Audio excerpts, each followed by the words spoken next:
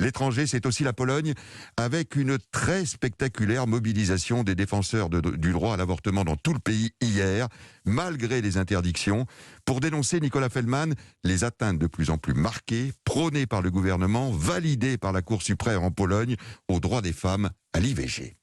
Oui, et le symbole de cette colère, c'est un éclair rouge.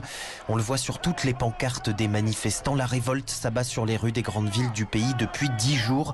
De la capitale Varsovie à Cracovie, à Gdansk, des dizaines de milliers de personnes bravent les restrictions contre le Covid pour dire non à cette décision du tribunal constitutionnel.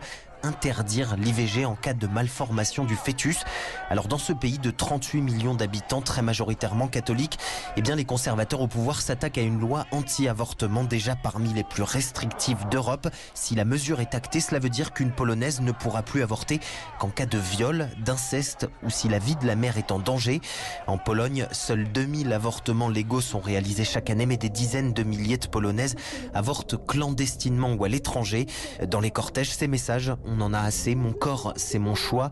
Le mouvement baptisé la Grève des femmes assure que les manifestations vont se poursuivre jusqu'à l'ouverture d'un dialogue avec le gouvernement.